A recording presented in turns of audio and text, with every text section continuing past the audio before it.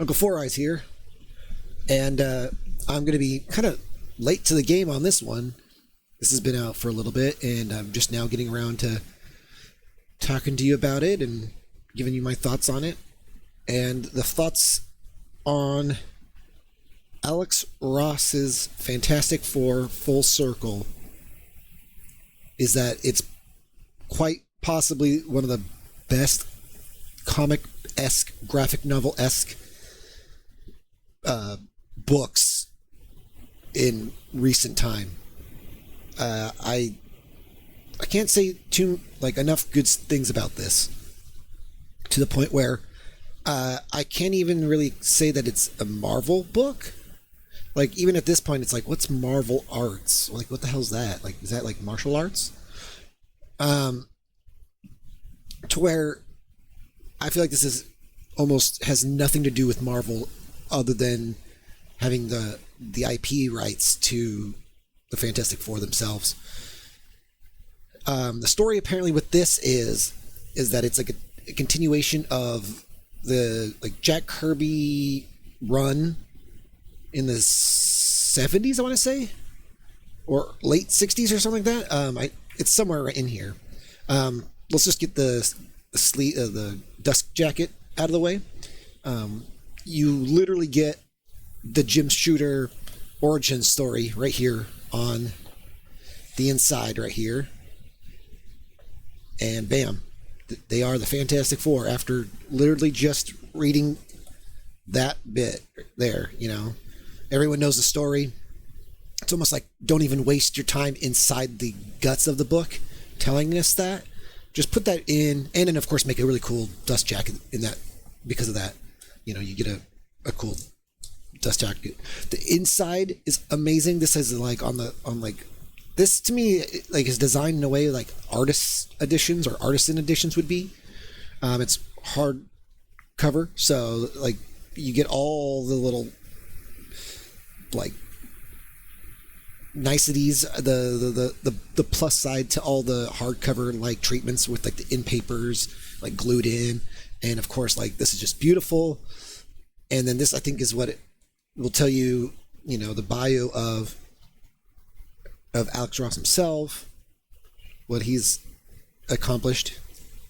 And yeah, I don't remember exactly the origin of what this book is about. And then of course when you have just the dust jacket taken off, the cover itself is just this little holographic rainbowy 4, which again I think I'd imagine is a completely original design from Ross himself. But yeah, again, you go in here, this is beautiful.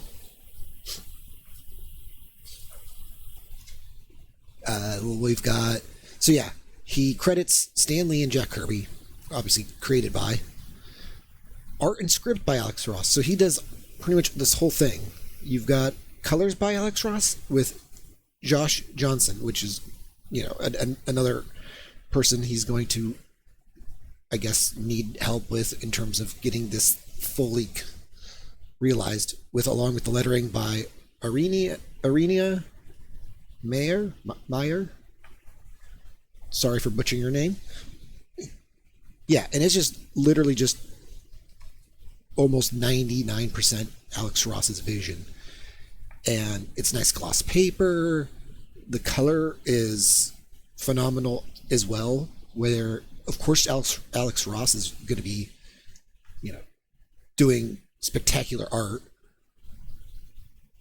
He's typically known for his painting style, and from what I was told is he stepped away from a painter kind of perspective on this project, where the dust jacket was more closer to his default recognizable classic style, and that the sequential art in here is more of a pen and ink style, more traditional way of creating a comic book, just with Ross's sensibilities. So even his inks look very painterly. It almost has a kind of a wash almost feel to it, but I find it quite different than his typical art, where again it's more, there's a softer cut, like line. There's not really line art because it's painted, and here there's clearly line art. Again, I think all the elements of what he does as a visual storyteller and what his team and him do for like the coloring, and it's got a little bit of everything in terms of like it being retro and modern all at once. The story, I'm only going to give you a very general point of view because I don't think it's really worth spoiling. It's not really the like spoiler worthy, but it essentially it takes like it picks up where I guess some Fantastic Four comic or a period in between comics or whatever, I think is what I've heard, a story in between, and that, or something along those lines. Again, I'm going to butcher the way Ross or whatever has articulated the plot. So you are really just stepping back into the Lee and Kirby era and plot lines, and I'm assuming being Ross's, like, this is like his favorite era, where he would shine if he was going to write something. So I am assuming he knows exactly what he's doing in terms, at least, of the homaging or the whatever you want to call the being respectful and understanding of the source material. I mean, this is just beautiful. And again, this is apparently like a combination of like your inking, but then like I'd imagine someone had to, they would had to have said something about like, don't, like, this needs to be a color hold, so that like, or maybe that, because that looks like to me like that would have been also the same black ink that would have been done here, but somewhere someone cut in and cut it in with that red and said, wherever they decided to stop wherever the black is, and just, I'm assuming a digital coloring of some sort where it's much easier to like crop out, like lasso tool this area out, dedicate where that line art is going to be kind of broken up, and then just draw over it or fill it in with that color to really make that pop and feel like, again, he's kind of incorporating these multiple aesthetics where like it looks painterly and it looks inked all at once, kind of like it's like a combination of the two, because like these like feel like very kind of brushstrokey, almost looks kind of like charcoal or something, like a kind of there's a texture to it with that. There's plenty of Kirby tech in this. This is also another thing I noticed is flashbacks also are done with excuse me, with also the more traditional Ross styling. So like this is what you would normally see in an Alex Ross drawing. But then, as you can also tell, that like there's a clear deviation, or they're defined with like a flashback is like done in his traditional styling, and then like the present is done in a more pop art style. Again, just beautiful. I love the coloring. Like, again, the coloring is really desaturated, and they really only pick this kind of teal, and I want to say it's purple. Maybe it's got some red purple in it. This is like green blue with a red purple kind of highlight. Again, I think that might have been done with ink, and then they just decided to color the ink, the black ink line with, change it up to red. And again, the story is just that like someone coming back from their mission, which is this flashback, where they always are dealing with whatever quantum realm like place that they end up going into, matter and antimatter collision and all those kind of fancy sci-fi words. And he basically needs their help because one of their old villains or whatever has come back to deal with them. And again, you just got like this beautiful coloring. Every picture, every spread is just beautiful, just It's such a pleasure to look at. I find it interesting that like Human Torch doesn't have any black lines on him, so he clearly feels that that character should stay with a no holding lines or anything like that. Which again, that looks like a typical Alex Ross like approach to the Torch. But then when he comes back to being Johnny, he looks like everyone else. Again, he's designing these suits. I looked at the making of this, and he literally built, I believe they were 12-inch 1/6 scale figures of the core four members, to where every reference of shot and everything is in some way or another referenced via the figures that he built. And the figures look amazing. I want a company to like partner with him and make like Alex Ross like sideshow collectibles or something like equivalent. They looked better than the ones that I have seen from like Sideshow or whoever, Mezco or whoever they are. I forget the ones that are just recently have been stuck in like pre-order hell or whatever.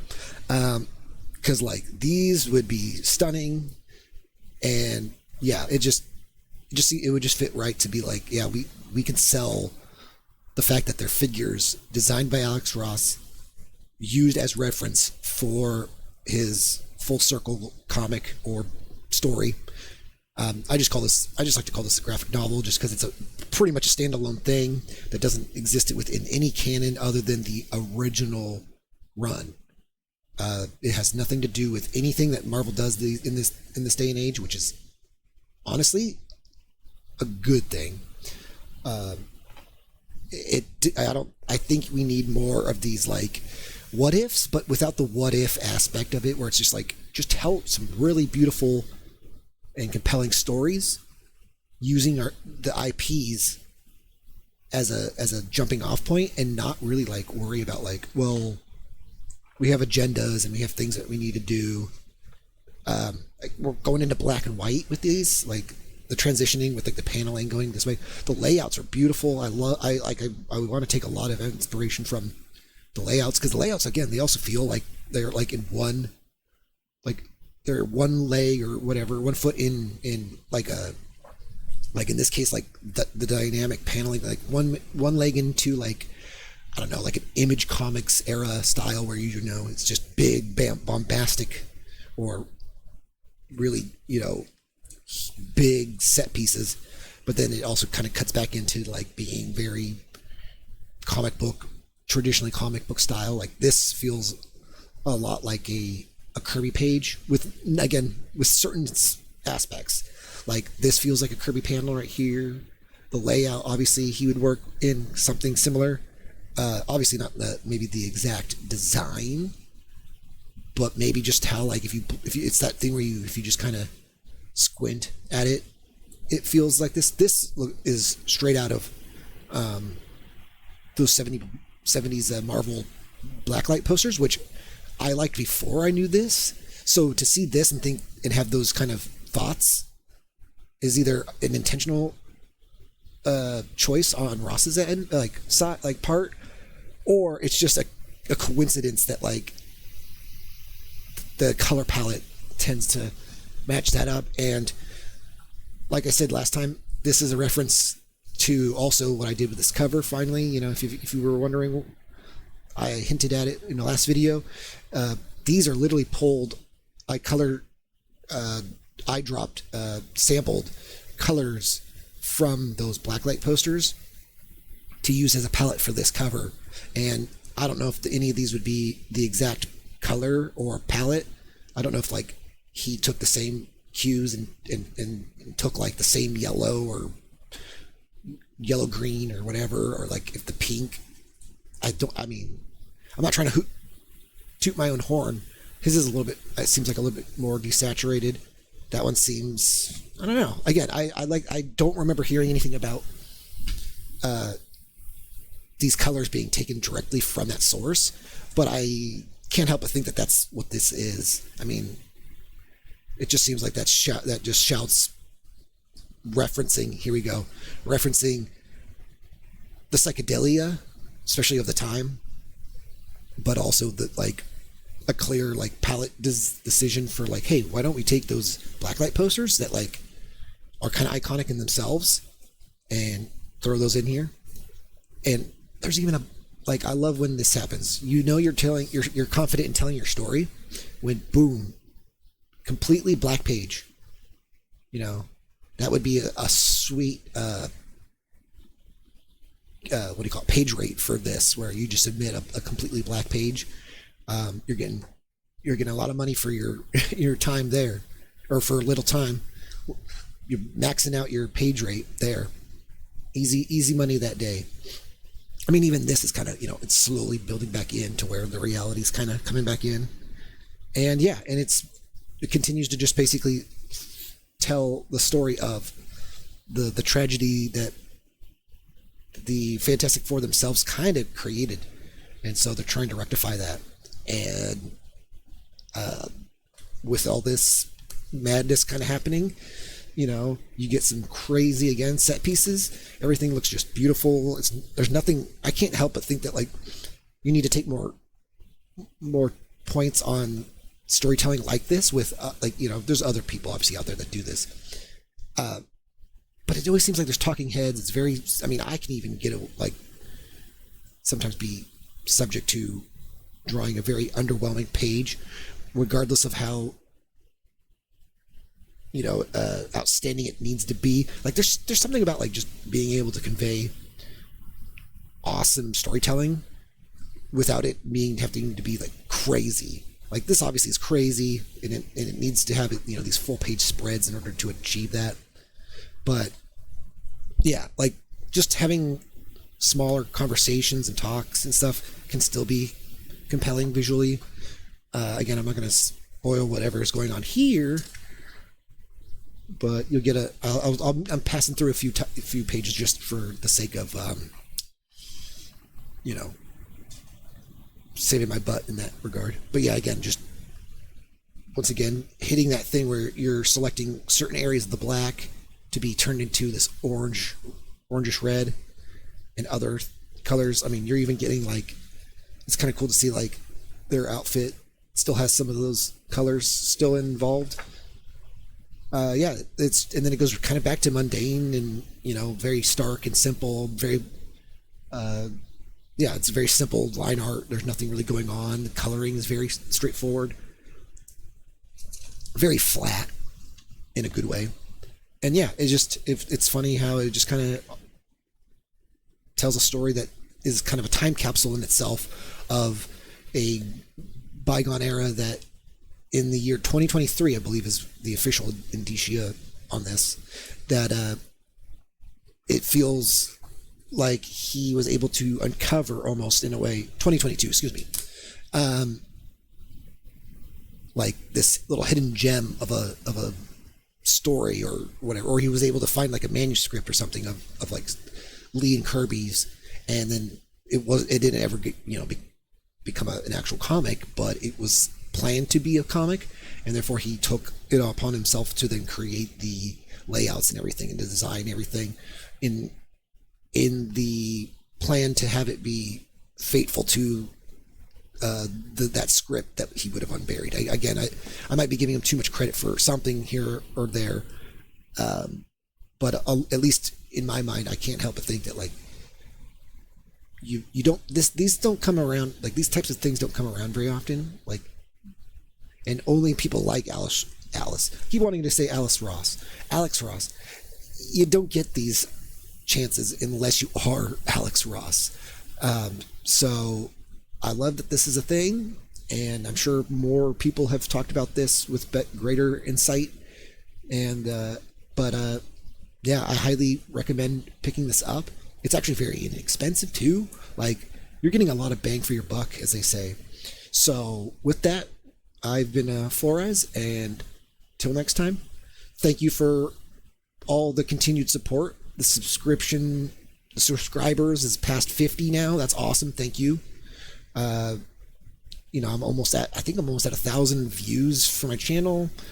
I'm getting into like the 60 hours watched range, and it's all because of you, and your support is very much I'm kind of losing the words now.